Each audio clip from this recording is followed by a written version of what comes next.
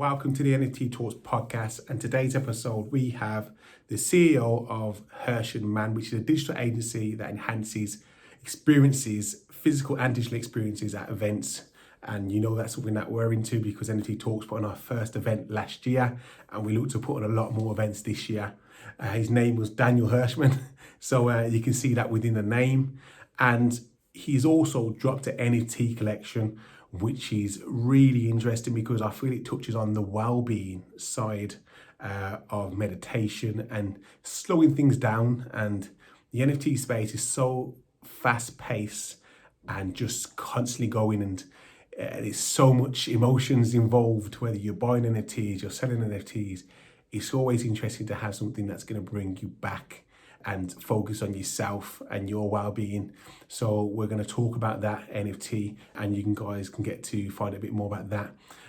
But guys, thank you for listening and supporting the NFT Talks podcast. So please share, subscribe, and let's help build this community.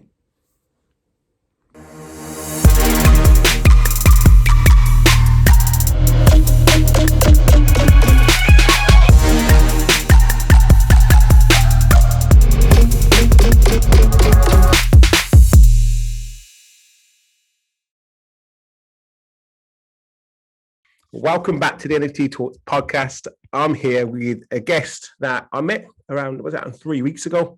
Nice guy, had a great conversation. And then, thank you.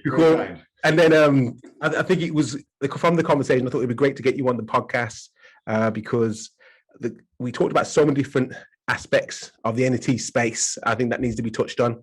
So he's the founder and CEO of Hirsch Mann, digital agency. For experiences, digital experience and physical experience at events, which another thing I think is important in the space, which we can go on to.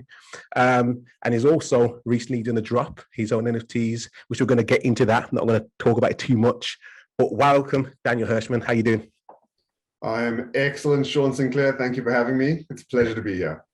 Good. So let's jump straight into it and just do a little deep dive into your background, from a bit about yourself, and then we'll just kind of dive into where you got into the NFT space, because like I said, that's where the great stories come from. Everyone comes from different backgrounds and all walks of life. So yeah, totally. So I'll try and keep there's so much about the background, but I'll keep it short. So yes, name is Daniel Hirschman. I'll just say that because we're talking about the NFT space, I will mention that my first university degree was in fine arts, so I've always kind of been very deeply engaged in the arts. I'm very fascinated by creating, the creative process. In all honesty, one of the things I learned when I jumped into that degree was I learned how to be confident in your own creative process, which is a hard thing to do. It took me like 3 years to figure that out to a degree. And then I basically moved away from that, as one does. My background, as I mentioned to you last time, was I was a sculpture major. I like to build physical objects. I like spaces that are transformed through physical interventions within that space. Experiences of those spaces is really interesting to me and fascinating to me. I was interested in interactive sculptures, things that could actually respond and move around. And then I got interested in computing. This is the good old days. I mentioned this previously. I learned how to code because of interactive CD-ROMs. Nobody knows what those are anymore. But they were CDs that people used to have audio on, but you could actually have media on them too, as before the world of DVDs came out. And there was this great software that Macromedia came out with called Director, which basically allowed you to program or script all sorts of interesting behaviors and could create really rich, engaging experiences for people who happen to view them. So that's how I got into coding and the sort of technology aspect of the creative process. And this is all important because it ultimately ladders up into where we are. Yeah, it is. So do tell me if I'm rambling. I'm going to try keep it succinct, as I said. So sort of stayed in that sort of world of technology, creative outcomes like design agencies, etc. And then eventually went and did a master's at New York University's Interactive Telecommunications program, which is a great name that tells you nothing about what the program is. but they just don't have a better name for it, because interactive telecommunications back in 40 years ago when they started it was a really interesting thing, but now there's no real explanation for what the current most interesting interactive technology edge of experiential stuff that there is out there. So they maintain the name anyway. And that's where I focused on taking the kind of sculptural obsession I had and combine that with the technical obsession I had, and actually was able to build interactive and responsive sculptural installations. Fast forward a couple of years, won't give you the whole detail, but then started a company over here called Hirsch Mann, as you mentioned, which was basically, it started very much like my artist studio. You know, I decided to leave my previous job and just, you know, allow myself the freedom to be creative again, and, you know, maybe create my own work for a change, etc. That resulted in doing a relatively large project at the Whitney Museum of American Art in New York, which basically was a super hardcore generative art project. From my perspective, it was super hardcore. For some people in the space, it was, yeah, you know, a generative art project. But for me, it was massive. I was able to show this kind of digital painting system I'd been developing for the previous three or 4 years as a hobby, to a whole bunch of fascinating people at this incredible art institution. And that really established that kind of, that was the moment that I was like, shit, I need to create a studio that, on one hand, limits the liability of screwing up and, you know, by mistake, the LED wall falls over and hurts an American, and then you're in trouble. A little bit of that, but at the same time, I didn't know anything about what the purpose of the business was, but I did know that I wanted a kind of umbrella that allowed me to kind of do the things that I enjoyed doing, and maybe even build a team around that. So Dan, just to touch on what kind of thing, give an example of what kind of things would you do in an event, just a very broad, basic explanation of what kind of things, so people can actually understand. Because I mean, I've been onto your site, I've seen the kind of things, but just explain a few things you've done so we can have a Sure, pleasure. So Hirsch Mann, which we started back then, off the back of this generative art project. Generative art was actually one of the things we actually showed at multiple events. So imagine you walk up into at an event or in a gallery or whatever, and as you walk past this wall, it's an LED wall, or it's a projection, or it's a series of screens, whatever, the whole thing transforms itself as it tries to paint digitally what it sees. So if I'm standing there and I'm waving my hands around, it sort of generates particles, paint particles, etc., that try to move around the screen and reveal the image that the camera is capturing in a surprisingly figurative way, but all using, you know, a series of algorithms basically to distribute that paint, quote unquote, all over the screen. That's one kind. That's a very digital outcome. Another example would be something we did at Google a couple of years back called the pixel wall, which is basically, imagine a series of these physical, tangible pixels on a wall. Each one of them had 5 sides on them, 4 sides for the Google brand colors, and one side which was basically one big vinyl super graphic. Now, if you had like hundreds of these pixels all over a wall and they were all motorized, the whole wall physically transforms as people walk in and out of the space. It showed graphics all over it. It showed the super graphic once in a while. It followed people into the space using thermal cameras. So we're talking about everything from, you know, digital surfaces with generative art on them, all the way through to physical, tangible objects in space that literally make you surprise and delight moments. You know, give you that moment of like, oh shit, what's that? Is that real? That's the first thing. The second thing is, damn, that's awesome. I want to take a photo of that, or kind of a couple of selfies, videos, etc. The point is to kind of share what we always describe as a moment of magic with the people who are viewing it, because that moment of magic is something that they'll recall for years and years to come. And that's the kind of experiential that we're really interested in at Hirsch Mann. Okay. So, hopefully that gives you a good synopsis. I mean, it's only 2 projects and there's a lot of stuff in between, but ask me any more questions about that. Yeah, how did you get into the NFT space then? So obviously, because I feel that you have all like these skills. You've got the coding side, and then you've got the fine art side. And I can imagine when you probably heard about NFTs as it is now, it's spearheaded by the art industry, and obviously it's got the tech side to it. So I feel it's probably perfectly crafted for you to into the space at this point. Yeah, you know, you really hit the nail on the head. It feels like that in many respects. So I heard about NFTs probably last year sometime sort of the end of 2020. Things started bubbling up. It was interesting, but I in all honesty, I was very distracted by pandemic stuff. I had another business that was going through some pandemic related issues. And so I was extremely distracted by that. But then as soon as those distractions ended, suddenly like the eyes just bolt shot open. I was like, whoa, what the hell is going on in the space? These things are, it was fascinating to me. There was so much interesting stuff going on, but it was also, there was a lot. And I wasn't clear how like, in all honesty, like what was my own perspective within the space was a big question mark that kept on coming up. It felt so right. You're right. The alignment was right. Technology, creativity, perfect Venn diagram, the history of the work that we've done, etc. Maybe a bit too tangible for the NFT space. Who knows?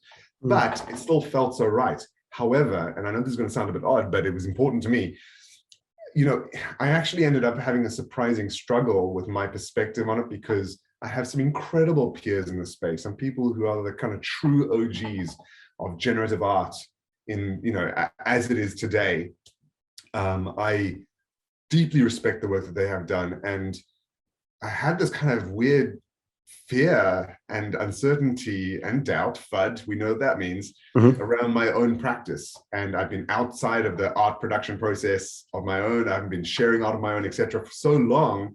How can I suddenly just say, well, fuck it, you guys are doing it, I'm doing it too. You know, that wasn't how I wanted to come across, because that's not what the intent was. So that struggle was really interesting to kind of manage, and it kind of began a really interesting part of the process that resulted in the NFT drop we just did. But what was really important to me was that I wanted to engage in the space as much as I possibly could, understand the blockchain, understand the process of minting. I ended up actually diving into like 5 or 6 different platforms. I minted on Binance-based platforms, on Ethereum-based platforms, on Tesla's platforms. As at some points, I minted not as myself because I was afraid to be honest about what I was doing because I was uncertain of what my perspective was.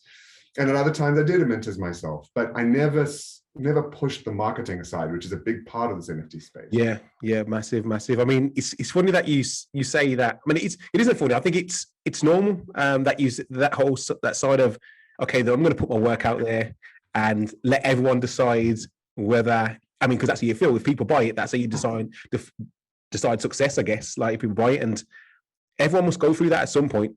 And I think with everyone having so much success in the space, to also, and you kind of want that, which is normal to us. You know, you said something really interesting. Seeing some of my peers doing extremely well. I mean, like literally life-changing stuff. Yeah, was pressurizing. You know, like. You know, it's so interesting what goes in your own head, right? Like, you know, I'm above 40 years old. Yes, I know.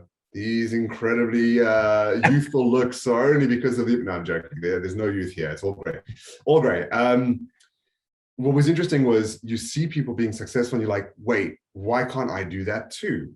But then you realize, well, because I haven't been in the space in the same way they have, or been producing work in the same way they have, or building a community in the same way they have. They've been investing in this for years. Some of them have just been lucky. Some of them have been incredibly talented for 20, 30, 40 years now, and been working their asses off to do what they do. And they deserve every bit of success they've created. But you feel that pressure from the people in your network, in the people you respect, the people you wish you knew very well because they were so great at what they did. Yeah, you feel that pressure, and so you want to know, how do you respond to that in a way that is sensible, not rushed? And now I know that sounds weird for somebody who drinks as much coffee as I do, but because it's interesting, because this was so near and dear to my heart, the art world, being a part of the art world in some way over the years, but not deeply involved in it. Having studied art, I felt like I needed to make sense of it properly and actually take my time to resolve those feelings before truly jumping into it with a perspective, because I need to know what was my perspective. Don't just make stuff for making sake, make it for the reason that makes the most sense to me, because how else am I going to evangelize something unless I truly believe in it? True. They're facts, and that's a major key point that I think that you just touched on there, that it doesn't really get spoken about, or I just think artists, creators need to take on board. Okay, great, people are doing great in the space, but you need to find your lane and put out something that you're happy with, is at least. So whether it sells or not, it's a piece of art where you can live with, that it's going to be out there, and it may down the line it may sell, but it's the creative process, isn't it? And taking that right approach, not rushing there for the wrong reasons, because I feel a lot of people are going to rush into the space for the money. Let's get straight into money it. grabby kind of issue here. There is a lot of that, and of course, there's so much scamming that goes on, all the rug pulls, etc. I'm hyper aware of that. But what's really interesting. So let me tell you the thing that's so fascinating for me about this thing, about the space.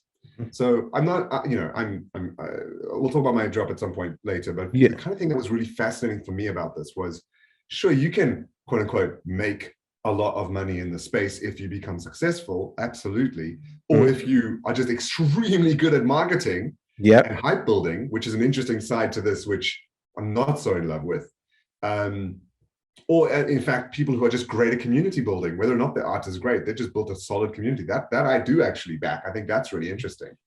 But the thing is that if you don't like, so if you're going to do all that stuff and you do it as a business or like with your team behind you, you're not doing it as an individual artist. You're actually building something that becomes like an engine of growth for your own business, to not be dependent on client work, so you can continue innovating internally, continue your own R&D, continue creating things for a community, as opposed to actually waiting to desperately sell something to a client. Listen, this is post-pandemic world, right? The pandemic destroyed my events business. We did stuff in retail, in events. We did stuff sometimes in the art world too. How much physical art was being seen over the 18 months? How many events were happening in real life over those 18 months? Probably none. Nothing.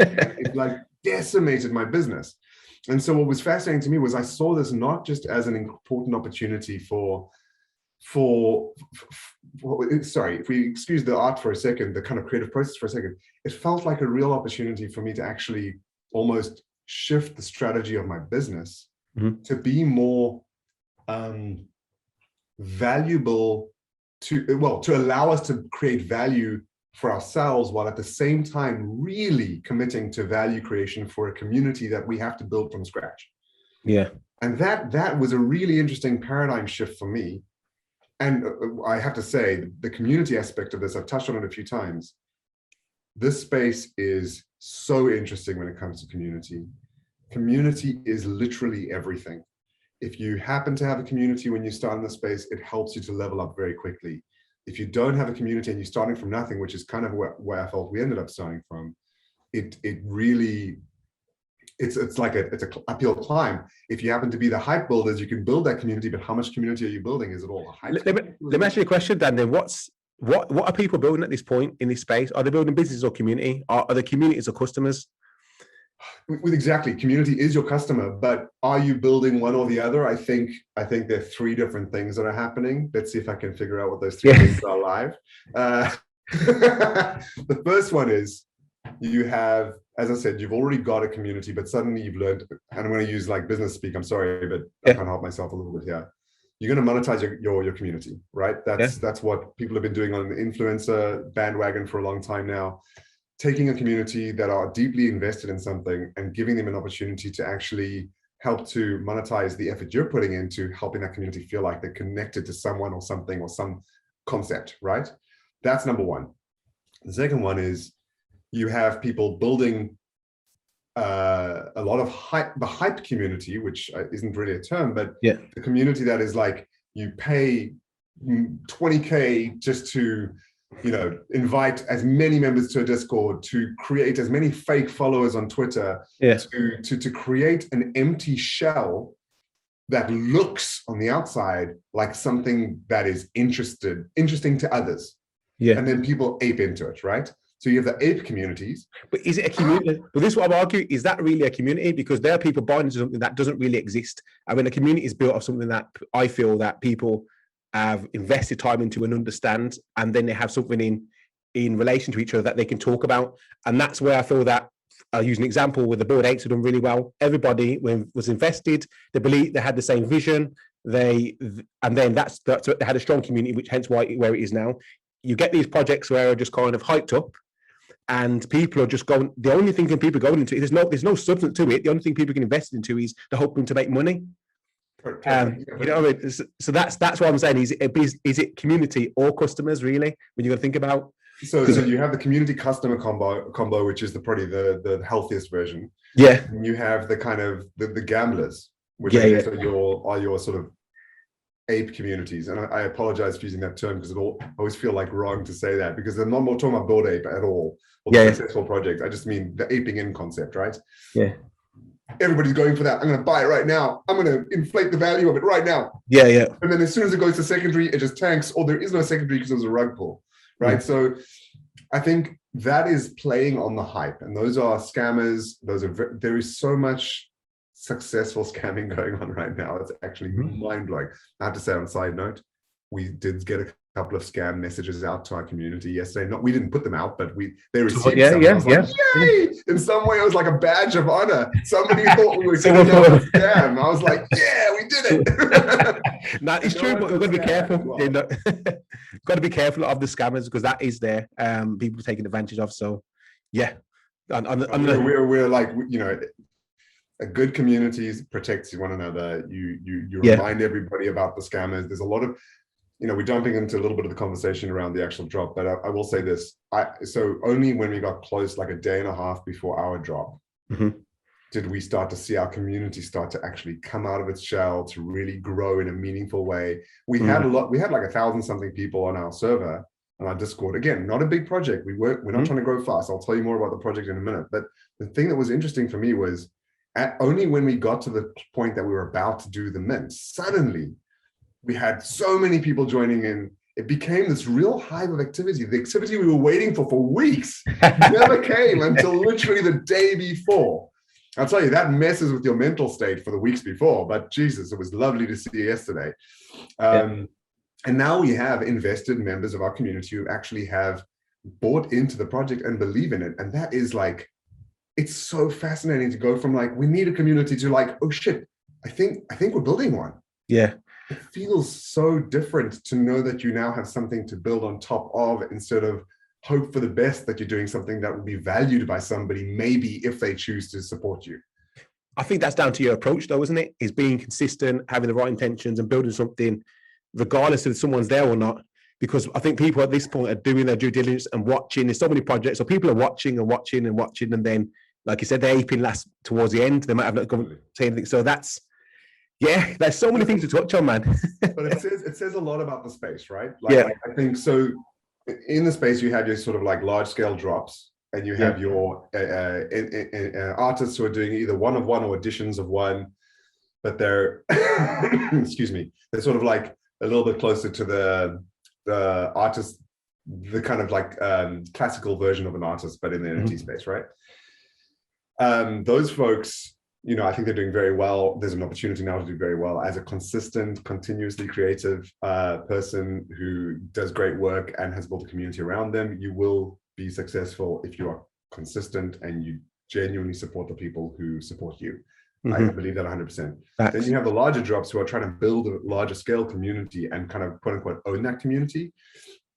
I say own it just because they have their own Discord, right?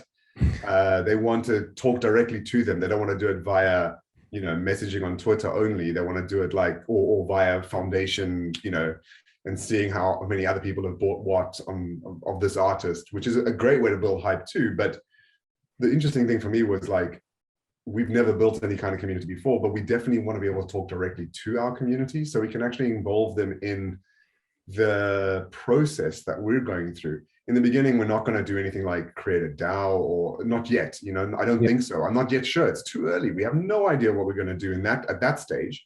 But I definitely want people's opinions. I want people to weigh in on what we're doing. And guess what? The people who don't weigh in, that's fine. People who do weigh in will listen. Hopefully, it will inform what we do. But at the end of the day, we now have people to talk to give us that feedback. Which is probably the most valuable thing we could possibly have been able to create and hopefully grow over time. I definitely do believe, and I'm sure you've heard this multiple times, all of these big drop projects, the $10,000, the $5,000, the 6,666, the 6,969, 999, pick a number, right? You're going to have your blue chips that stick around and continue having value. They'll probably dip in value to a degree as well. And then you're going to have 95 to 99% of the rest are going to disappear. the ones that are going to remain, I genuinely believe, are the ones that want to put more effort into their community than their community is willing to put into them.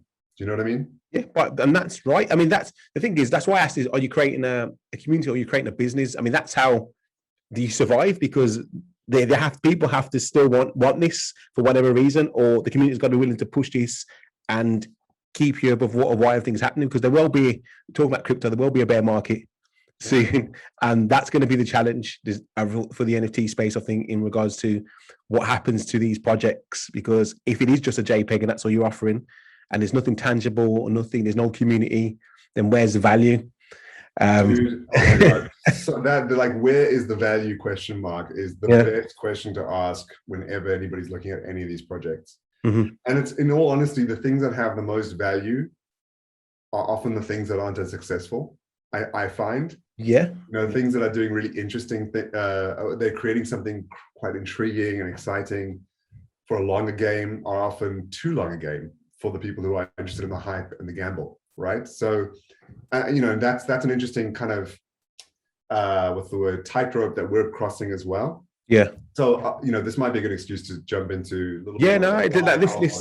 I think we've been quite selfish in regard to just talking about the space without talking about your actual drop so far. So I mean, it's a good time to talk about what it's a good time to talk about what you guys are doing. So for everybody who's listening to this podcast, you probably all get this one thing that I'm about to say, which is, it is so great to talk to somebody who is interested in this space, who gets it, who wants to kind of learn more, and at the same time wants to share what they know. That is without a doubt one of the most enjoyable things when you're into something new and exciting that not many other people know about. To be able to have these conversations, man, you don't get to do this often because it's still so damn fresh. So thank you, Sean, for giving us the excuse to have this conversation, because it's great. I'm enjoying it too much as well. So thank you. Let's get into it. Let's jump into the thing. So why? What was the thing that we did? So after all that kind of like journey stuff and figuring out what the hell, what's my perspective in all this stuff, etc., and how can my business kind of participate, and me and my business participate in this in a way that is relevant and meaningful to the community, to a community, right? So my reflection was, hey, you know what? Every single time I see another NFT drop, every single time I see my friends talking about this NFT or that NFT or this interesting kind of project or whatever, I get this tingle inside me, which is a mix of, wait, I should be doing something, and at the same time, what the fuck is this project? It is so shit. Why is anybody getting money for this crap? Right? Sorry, I know I found that's a little bit passionate, but it's true. There's passion there. But for real, I found this really frustrating, because I knew people who are 10 times more talented than me could be doing 10,000 times better work than I was seeing online. And also the work we could do was definitely, there were moments that I was like, our stuff's better than that. So in September, I was like, there are two things that happened. One, I was hating the anxiety that this made me feel. It was really affecting my life, right? Every single time somebody would send me another thing, I'd literally, like, I'd feel it in my body physically. Like, oh my God, I need to find some more Ethereum to buy. Oh my God, I don't have enough Tezos to do that. Like, yeah, for real. And I'd be checking, when is the drop? When is the drop? Is it now? Can I buy it on the MetaMask? No, I can't. Oh shit, I have to get on desktop? Fuck, I'm going on holiday tomorrow. How am I gonna, it was just full. And then you get the gas fees. Yeah. Oh, I mean, gas. No. So like about 2 weeks into my experience of that sort of buying and that kind of anxiety, I just made a strong decision to just say, I almost refuse outright to buy anything on Ethereum anymore. First of all, it's not good for the environment. Like, I know there's excuses for it, etc., but the reality is a proof of work system, which it's transitioning from, and it is just not the right approach for any blockchain for it to be kind of valuable and useful in the future. So, and the fact that you're paying for that in gas fees with a system that they designed to be an auctioning system is just, to me, like, it completely incentivizes the wrong activity and wrong behavior. So it's because of that, I believe we have a lot of the kind of the crazy aping in that you've been seeing. In all fairness, I don't think Ethereum was designed for NFTs, though, wasn't it? It was designed for the decentralized finance, smart contract side of it, rather than. I totally agree, but the thing is, it's the volume, right? Yeah, so, that's so what if kind of the traffic increased to a certain degree, the same problem would have occurred, whether it's NFTs or something else, right? Okay, true. Excuse me.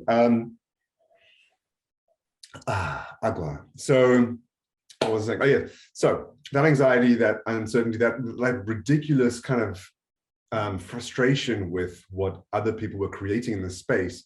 And I want to be very clear though. I didn't know how much effort it takes to build a project.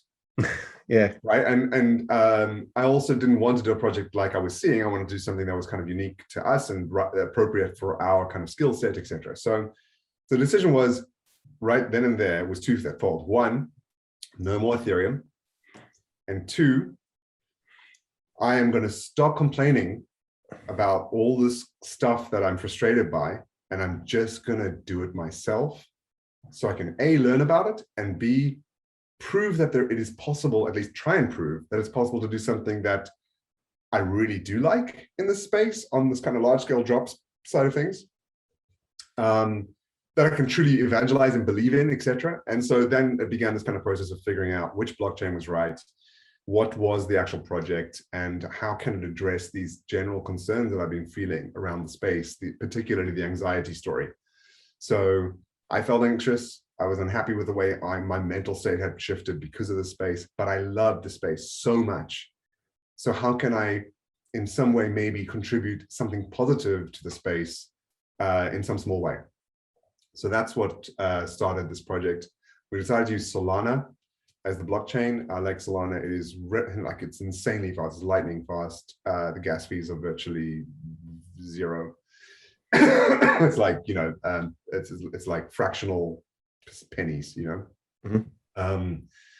It is got so much development going on. It's insane how fast things are developing. How many projects are on it? Like, it was so exciting as somebody who has some technical background to see the amount of development going on, the constant pull requests you were seeing on some of these open source projects that I was watching, particularly one called Metaplex, which is the NFT standard on Solana. Mm-hmm. It was just like, it felt so exciting to see all the stuff going on. So it felt right. I like the coin, and I also like the value wasn't insane like Ethereum, but it also clearly had a lot of traction. So I was excited about that. What wallet you have to use in Solana? What wallet is it? It's Phantom and Solflare are the two. Phantom and Solflare. Well, Solflare is the only one that has an iOS app, or sorry, any app. It just came out like a week ago, I think. Okay. Phantom's coming out in about a couple of months, I believe, from my sources tell me, a couple of weeks or months. But I will say that it's still early doors on this blockchain, enough to say that, like, MetaMask, for example, is actually a really decent tool for being able to mint things on your mobile. You can't really do that yet on Solana blockchain yet. Yeah. Okay. But it will come. I actually really, Phantom is a beautiful wallet. Like, it just looks great. They've done an excellent job of it, and there's still continued development. Solflare is clearly developing really fast as well. So I can recommend both of those. Personal preference, Phantom. PH, by the way, not F, because Phantom with an F is another blockchain. Confusing. Which also does NFTs. Anywho, so Solana. And what are we going to do on Solana, you may ask? I wanted to take one of the projects we'd actually been developing internally for, like, as some experiments in the early, a couple of years back, in fact, which was a way to generate mandalas, which are basically, these beautiful, extremely geometric and symmetrical patterns, which are used. Excuse me, I think all the excitement after last night's drop may be affecting me now. Anyway, these beautiful patterns, they're actually meant to assist in meditative practices, often used, it's actually the busyness and the intensity and the symmetry is often a way for your brain to settle. And it's a way to kind of calm the mind. And so we really enjoyed creating these algorithmically generative mandalas with various, all sorts of cool things we could do with them: the speed, the movement, the number of rings. They're all very circular. They have very simple primitive shapes that make them up. etc. So I'm going a little too deep on the text. Sorry. Well, on the description of the actual mandala, but I think it's important though, because I know where it is important with regards to the shape and the rhythm and that touch on obviously the meditation side and why it's like that. So exactly. Yeah. So after playing with that for a little while, I started to realize, you know what, man, this really does remind me. I can watch them for hours, right? When I think of digital artworks, I often think of them as there's two different kinds. You have like your digital fireplaces, which is like a thing you can watch for hours, right? A fireplace is something that constantly changes. It feels so analog and beautiful and calming and trance-inducing. And a digital mirror is the other kind, which is something where you see yourself reflected in it, i.e. it's interactive in some way, right? Yeah. So I love the digital fireplace concept. And so the idea that you could create something that would constantly evolve and change over time was something we wanted to embed into this. As you said, we have a sort of pulsing property, which sort of has the rings opening and closing and becoming, it really does feel like an in-breath and an out-breath. And it has the rhythm that could align with your own breathing if you chose to use it for meditation. Okay, so that isn't the actual, so the whole pulsing in and out, that is actually just for the meditation. You're not saying to people that, but it's NFT that you can use it for meditation? Because that's what I found really interesting, because when I meditate when I can. And when I started meditating, to get rid of the noise, and you're supposed to close your eyes and so on, it's quite hard to get rid of all the noise in your head. But I feel to focus on something and follow the breathing and in and out, that is really interesting. So everybody has a different practice around around calming the mind, right? So it doesn't have to be meditation either. It could be a few deep breaths. It could be, just counting to 10. You know what I mean? Like, people have their processes. And I don't, by the way, I absolutely don't profess to be an expert in this at all. All I can say is that I know it works for me. And I know that it works for some of the people that I've tested it with, There is something about that movement in and out that helps to calm things alongside the breath. But there are other things that are happening as well. And it's not just about that in and out movement, but it is ultimately about calming, right? So the outcome ultimately is to give you a moment to pause, and in that pause, you might just have a nice deep breath, and that's it. So the idea is that when you open up your lovely wallet, your phantom wallet or whatever, you see all of these great PFPs that you've bought, and this ape and that I don't even know frog, that ice cream cone, that house, pick a PFP, and all of them are like, yeah, cool, these things, and maybe I'm going to sell them, or I'm going to hold them, or whatever. But then when you see ours, like my true dream is that people will sit and they'll be like, yeah, okay, I'm going to breathe in and out with the movement of that animation just for a second, give myself a moment to pause. Hopefully that moment will actually help you to make better choices, give you a moment to just breathe, because we all need to breathe once in a while.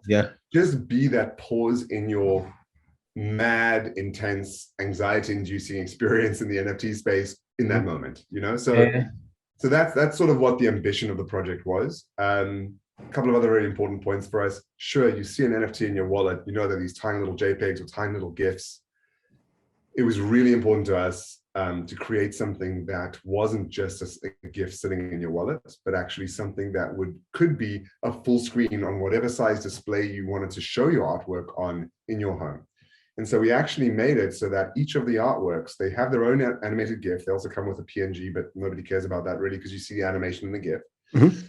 But if you click on the link in the NFT, it takes you to the live, quote unquote, version of your artwork. And it's all an HTML file with the embedded JavaScript. You don't need to be online for it.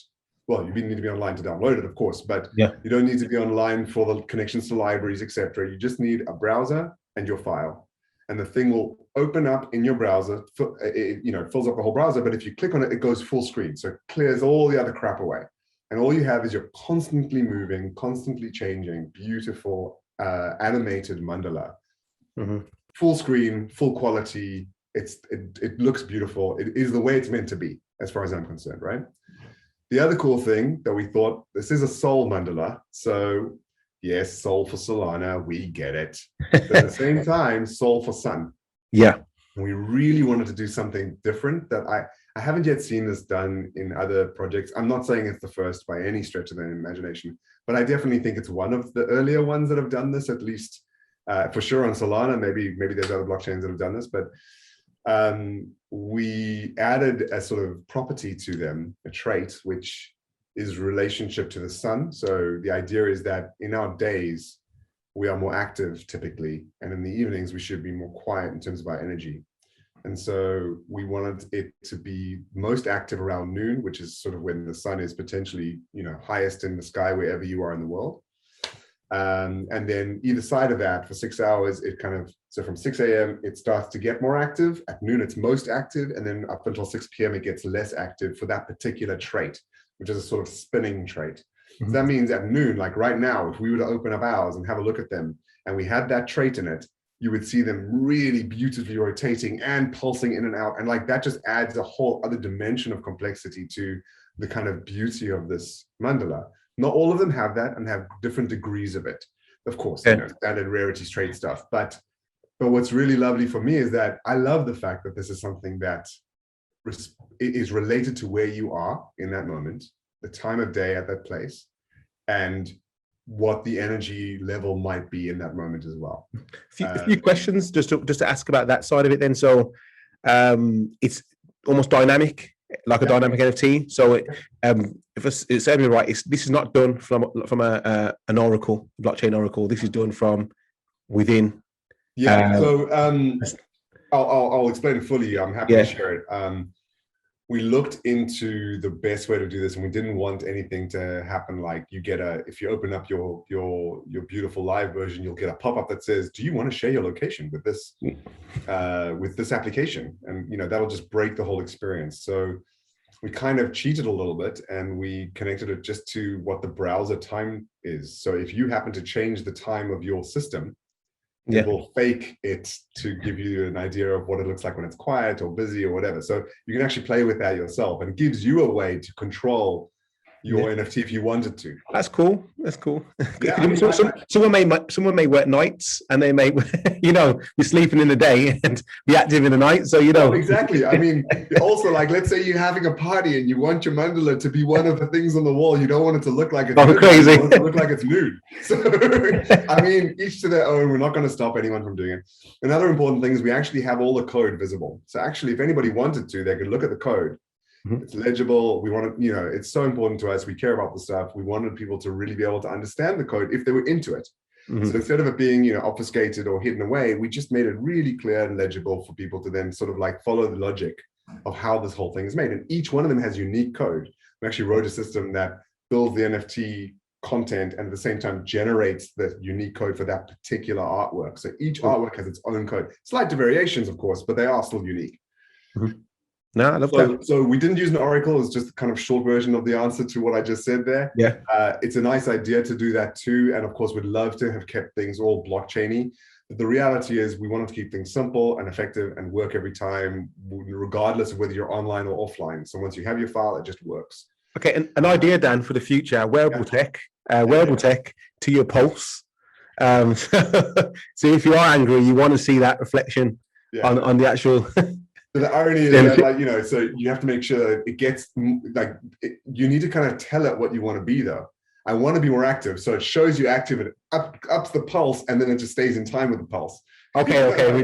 But we should be, the whole point of the project is I'm trying to get everyone partied here, get everyone round up. Yeah, we're supposed to be calm, we're chill. We'll do the party mandala. That'll be like another project. But, I mean, I hear you. There's so many. The thing that's really exciting about this kind of generative art, algorithmic based, live, real-time rendered generative art, is that the world is your oyster. You can do so much cool stuff with it. You can create things for moments. You can create things for full days. You can create things that relate to particular people. There's so many interesting things you can do. We just want, and by the way, it's hard to nail one thing when there is all this opportunity. So that's been one of the challenges as well. Ooh, we could do this, and what about that? And actually, let's just bring it back in, focus on one thing only, and deliver the hell out of that. I think there was, one more thing I was going to say is, it's on Arweave. So the way NFTs work, which is quite interesting, again, sorry for the technical deep dive here, and your community may already know about this stuff, but The Solana NFT ecosystem is slightly different to Ethereum, and I guess even Tezos has this too, which is a smart contract. You write a smart contract, which effectively establishes the system that allows you to mint your NFT. It's like the authority that mints, if you will. On Solana, they've actually built this thing called the Solana Program Library, which you instantiate in order to run sort of tokenization processes. So you want to create a token, then you want to make it non-fungible, and then you want to associate it with a bunch of content, and then you want to mint it, right? So there's kind of like a series of steps.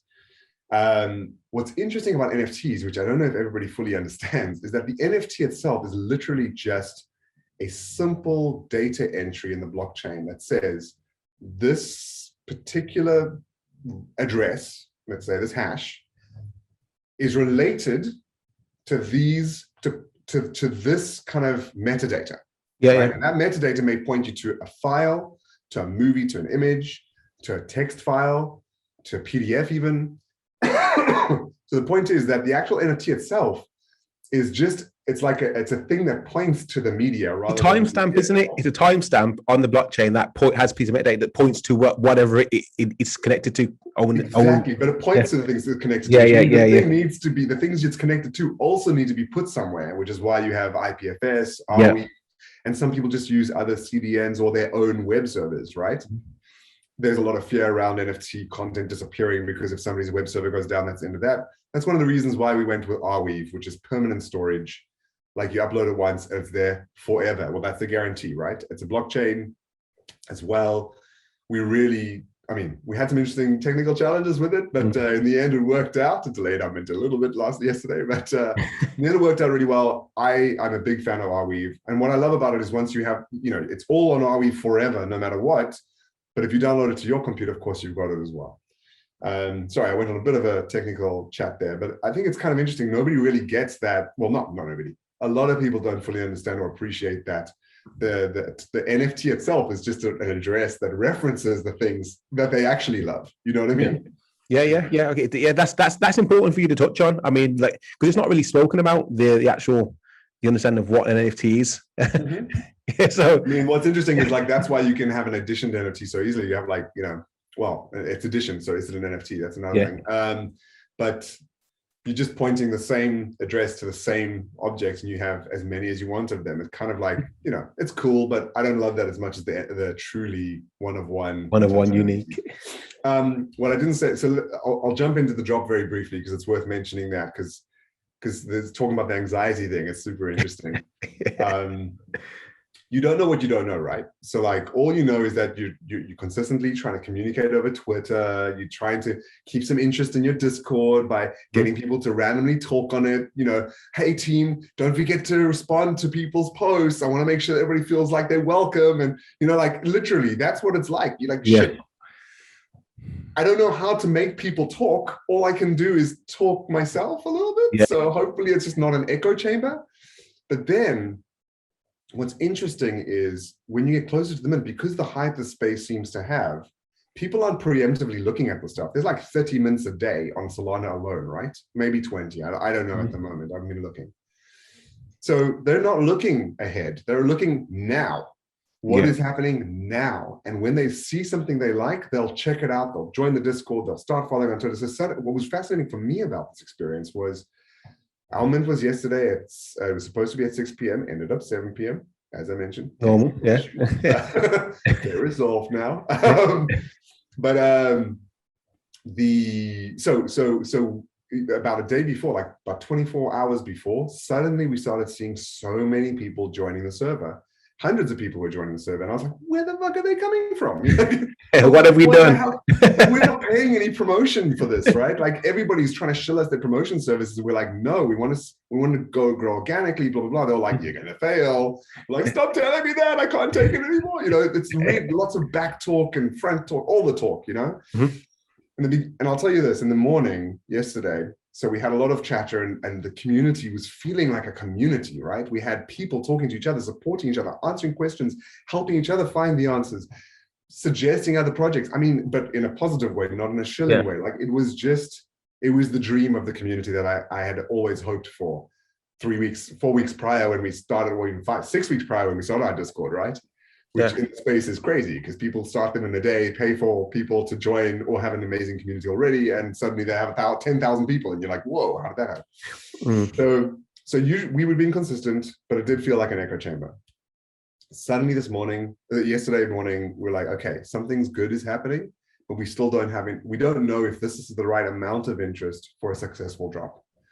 And I said to my team in the morning yesterday, guys, whatever happens, if we sell 1/3 of our first drop. Our drop was for 333. We have 3,333 in total of our total supply. We were planning to originally drop all of them, but the market changed, and I didn't like this kind of hype building through paid promotion. It really didn't sit well with me and the values of our project. And so we kind of pulled back from that whole approach. We said no to pretty much all of the paid promotions. We agreed to do like gifts and like, competitions with gifts and stuff like that. It's fine. But didn't want to pay for the like shill posts and all that stuff. And we just decided, let's grow slowly and hopefully build a community at the same time. So that was the thesis. If we grow slow, we might build a community as we go, rather than trying to force that community to become something before it needs to become something. Yeah. And so yesterday morning, the question was, do we have enough community to sell 1/3 of them, like 111 of them? We don't know. If we sold 2/3 of them, I would be grinning, because I'd be like, shit, that was a success considering this whole process and the value put into it, but more importantly, trying to build a community with people who actually cared about the project. And if we sell out, I'll probably burst into tears, right? Like I wasn't sure how I'd react, but I knew it would be significant. And the minting experience was fascinating. Like, again, the hive of activity on the server felt so good. I was like, wow, and this is only for 333 mints, right? So it's like a small number to mint. I can't imagine what the 7,000 dov look like. We had to quiet the server. We had to remind everybody about scamming. We did all the right things. We had some fake scammers, as I mentioned, which, as I said, was a weird kind of badge of honor. It meant that some scammer thought we were worth scamming. I was like, great, just don't scam my people. But I mean, it's nice that you thought that. But in the end, it took like 13 hours, but we sold out of our first drop. Congratulations. Thank you. And there was definitely a few tears in my eyes this morning when I discovered that. But I will, like, it feels like such a vindication in some way, but I don't know to whom, right? Who am I vindicating myself to, against, etc.? Like, I think it's to me. To yourself, battle with yourself. I mean, this is what it is. That's kind of how it feels, which is like, what?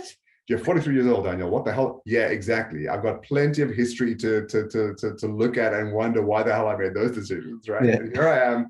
I put all of my team's focus and energy into this thing literally for the last 2.5 months. It's been, if we were charging people for a project, this would have been a massive project for us. But we didn't. We all did an amazing job. And in the end, we succeeded in selling out in our first week, and we're hopefully going to do the same next week. And let's see how it goes from there. We're going to continue growing organically. But the real thing that we got, and the thing that I'm most excited about, is we have 333 people out there who are now invested in our project, who love it. Most of them, I'm sure there's some that don't, who are excited about it, who want to see it grow, who feel like they're part of the beginning of something. And that makes me feel, insanely responsible for their journey with us. We need to make sure we don't screw that up in whatever way we possibly can. Be honest if we do, tell them the honest truth if we screw up, but give them as much as we can to make them feel valued as a part of our whole process, include them in our process as much as possible. So that's number one. Number two, thankfully, we also have some funds that we can use to continue the development of the project. So again, don't take the money out immediately, use the money to continue growing the project. Excuse me. So I'm thrilled beyond words. It's been an amazing journey. But again, now we're going to weekly drop every week. We're going to drop another 333. Maybe we'll increase that. Maybe we'll decrease that. Don't know. We'll kind of be dictated a little bit by what the market's doing. And being kind to yourself for making decisions as you go, rather than forcing yourself to focus on a particular path, I think is a really important thing to do. This stuff is changing so fast. You can't just decide something 3 weeks ago and just commit to it. You have to kind of be consistent with your approach and your values, but still be willing to kind of change tack a little bit as you go forward.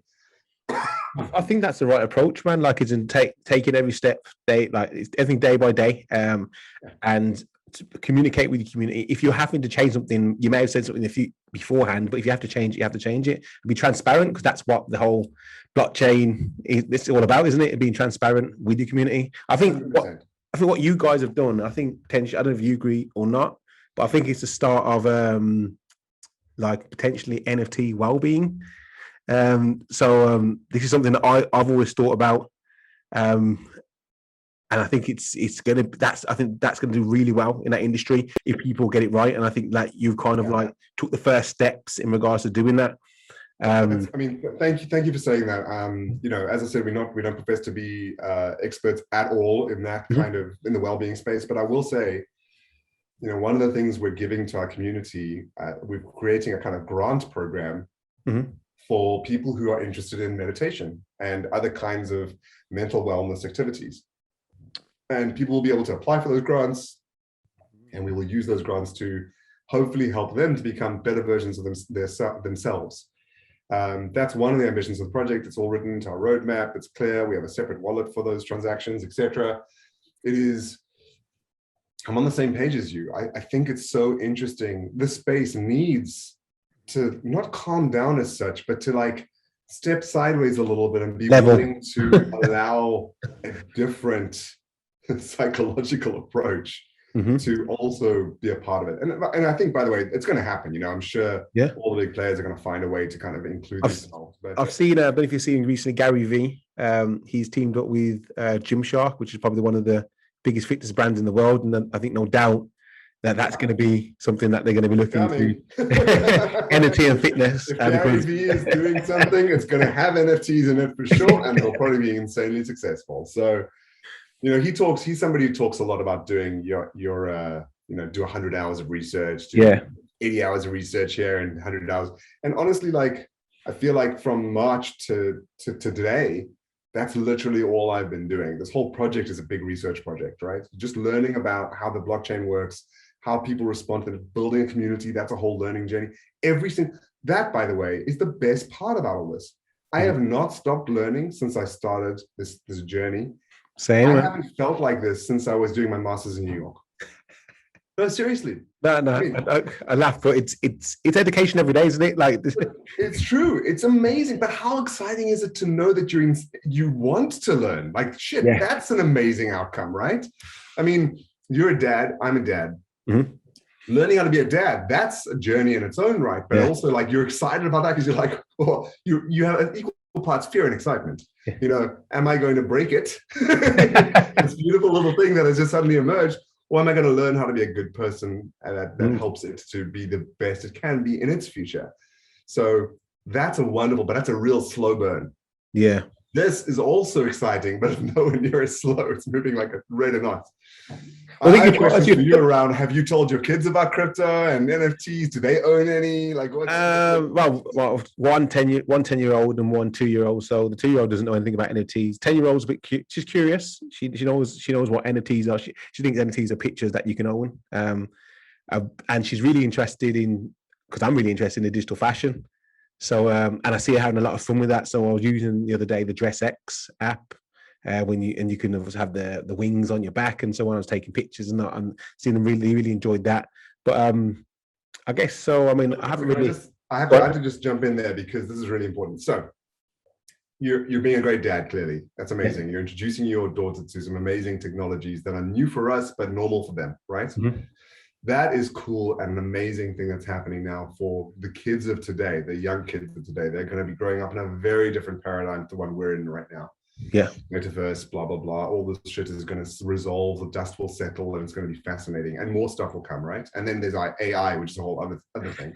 But what's interesting about that to me, and again, one of the reasons for my existence at the moment, is this space needs to have more responsibility, right? Take more responsibility for the world it is creating. Yep. You know, we both saw each other at NFT London. well, we've really done a bit of a a bit of a meandering chat, but this is important. And probably the most important thing that I keep thinking these days about the overall space. This space is full of, my son from the Royal, what was it? Royal Festival Hall? SoftBank, sorry. SoftBank, SoftBank, yeah. You know, what he said, and yeah, we chatted to him a couple of weeks back. He was one of the most refreshing talks that we had, a 5-minute talk, and he said some stuff which is true. And I'm going to paraphrase it here because it's so important, and I truly, genuinely believe it, which is, we live in a world that's a bit fucked because of us. Well, it's very fucked because of us. Sorry to the kids listening. And we are creating this whole other world. And blockchain is very much a sort of the platform upon which it's being built. But what we need to do as practitioners and creators in the space is make sure that we create a world that doesn't reflect the one we're in now, but reflects the world we want it to be, right? We have this really unique opportunity to create a world. Not many people get that opportunity. And we, as the creators in the space and as the practitioners and the users of the space, all get to have a voice in that process. That is so exciting and a little bit scary. Yeah. We really all need to think about what do we want to support for the children that we raise, because what we do now is going to have a big impact on that. It really will.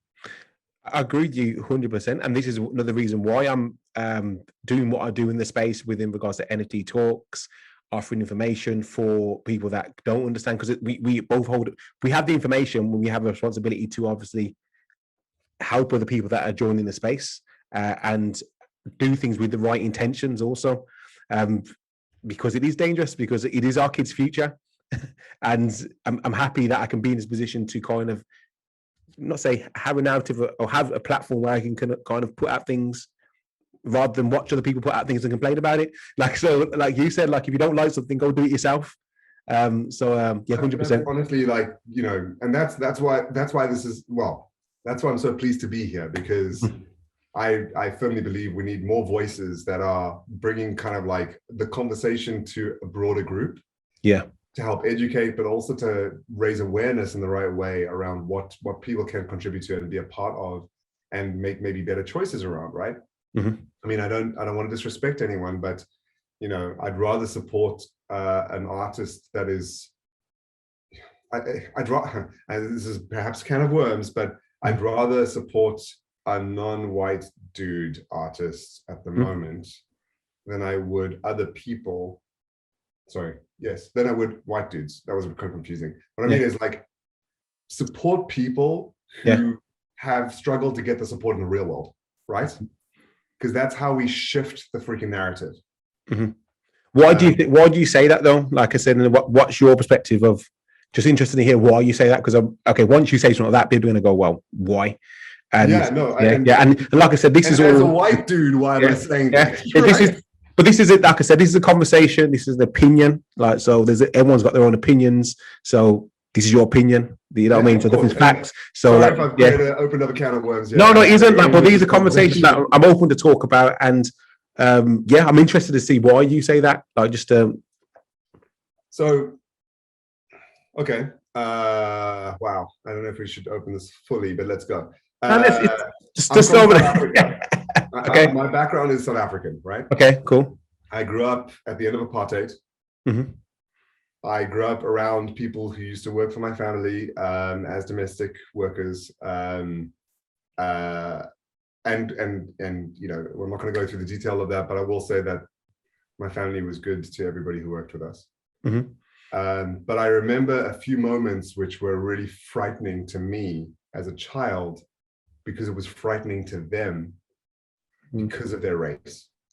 Okay. And that was a really interesting moment for me to reflect on, and gave me some real insight into, like, oh, I have no idea what other people are experiencing. All I know is my own experience, but Jesus, I have no, sorry, again, apologies for the language, but I have no idea what other people are experiencing. And so I can't make grand assumptions. Mm-hmm.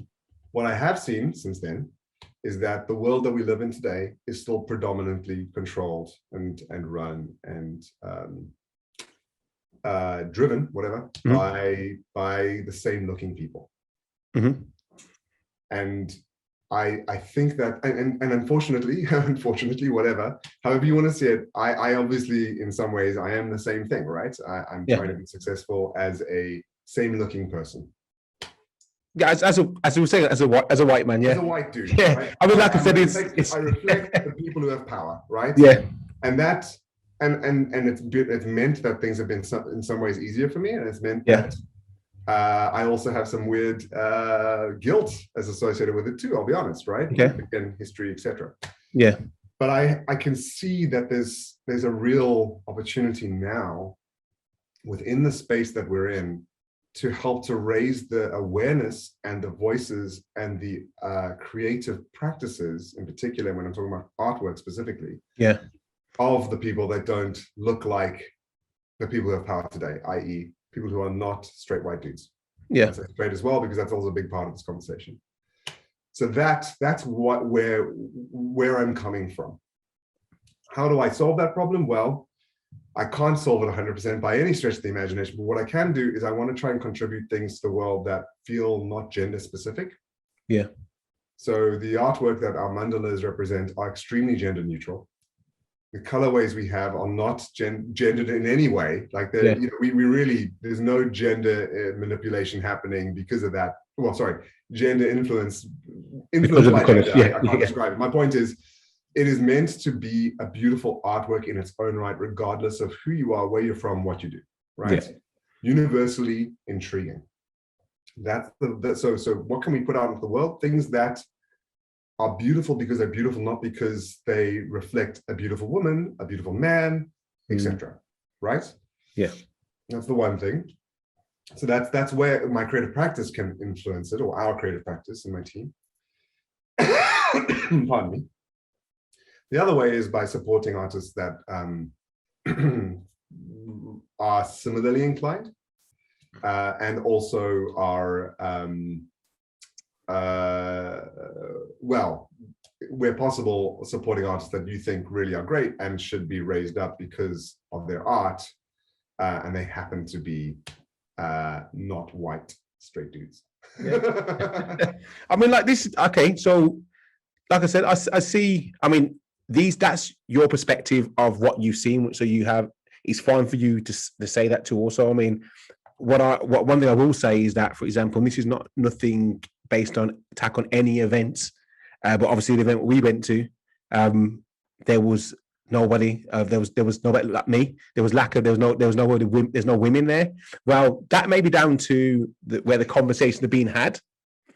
Not necessarily because it was an open invite, so I can't say nobody could, you know what I mean? Like it's where the conversation is being had. So there's so many things, reasons why it could be, but we have to be conscious of this now and look at like Ansa said, of what does it look like now, and what can we do to make sure everybody gets a chance, or everybody's on the same level, getting the same level playing, because it's decentralized, isn't it? Initially, that's what we're trying to do. That's exactly it. We're living, this is a fully decentralized approach to producing things, right? Mm-hmm. And participating in things. Mm-hmm. So there's no reason for it to be one nation doing it, or one race doing it, or one religion doing it, right? Yeah. Or one gender. So, you know, that I totally get what you're saying, and I'm fully aware of it, and I was noticing that too, right? Mm-hmm. I have I don't want to go through this can of worms as well. I have two boys. Okay. I have two sons, and my wife is one of the strongest women I've met in my entire life. Strongest people. It has nothing to do with just being a woman. She's just an incredibly strong person. And we are going to raise our children in the way that we would love to have been raised in some ways ourselves, mm-hmm. that reflect well, and reflect the world that we want our kids to see as much as we can in the right way to them. Obviously, they'll have their own opinions, etc. But it's really important that we do our best to kind of clarify the quote unquote narratives that they're going to encounter in the best possible way, so that they can understand the importance of diversity across the board. Yeah. So Why do I have an opinion about this in the NFT space? Well, ultimately, it's because the kids that we are raising, I want them to live in a world that does not have as much of the insanity that we see in the world we live in today. And it is insanity. Yeah, it's true insanity. And I'm on the outside looking into the space, right? I don't have a right to say certain things. I don't profess to have said anything about that. All I can say is, what can I do? Mm-hmm. Well, these are things I'm going to do. And, and then share that opinion with people as well, publicly, wherever possible, honestly, wherever possible. It doesn't mean, by the way, that I'm only going to buy, work by women. It's conscious making a decision, isn't it? As of being aware, It's about being aware, because if you're not, you're arrogant to what's going on, then that's what it can just easily recreate the world that we already live in, which is so that's something that needs to be. These conversations are so. They need to be had, talking about family and talking about the kids, but the kids of the future, this is where 0.3 young, they'll be living in this world. We are, if you want to, contributing to be pioneering this world and creating this world and having some input. So everybody should have these thoughts from the beginning. Well, if you don't have them now, it's going to be too late. It's going to be too late. The shit is happening so fast. Mm-hmm. It's developing so quickly. And the people developing it are going to ultimately make it a reflection of the world that they want, that they know.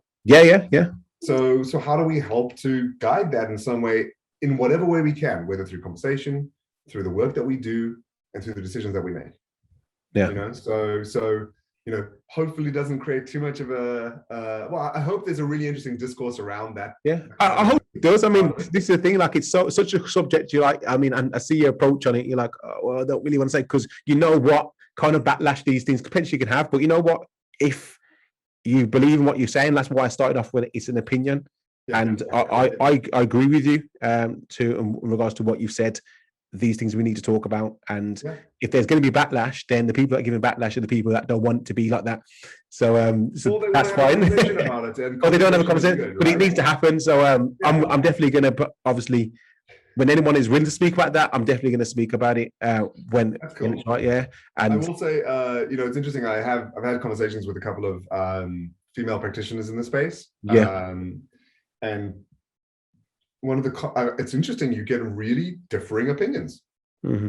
Some women that I've spoken to, creators in the space or dabblers or collectors or whatever, they do not believe it's right to have women-only DAOs or artists, etc. And other women 100% do. And I'm just like, well, honestly, you guys, gals, sorry, the schools of thought that we're busy dealing with here, you're welcome to each of your opinions.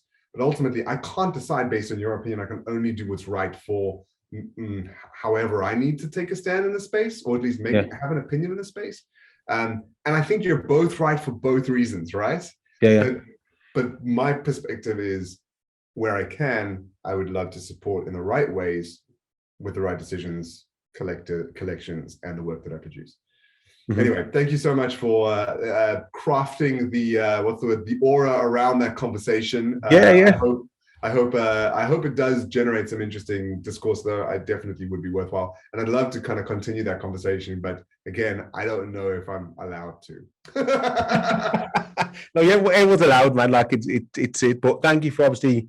Just being open. I mean, this is probably the podcast episode that was being so open in regards to, we're talking about mental health, to talking about what's going on in the NFT space, the mental, and talking about diversity and lots of different things. So we did a lot. We haven't it in, man. But I appreciate you coming on, taking the time out. I wish you all the best with the project. And where can people find yourself to get the next drop? Thank you so much for asking that question. So we'll be dropping on a weekly basis. The next drop is going to be obviously a week from yesterday, so the 24th, I believe, of November, and then a week after that, and a week after that. I don't know when this podcast comes out, but keep adding 7 days to the 17th for 10 times. And you'll find it at solmandalas.art. And you can always follow us on Twitter at Solmandalas, SOLMANDALAS. But thank you so much, Sean, for including me in this and for letting me share some random thoughts and some experiences. No, I appreciate you taking the time to come out. So thank you everyone for listening and watching. Everyone stay listening and stay blessed.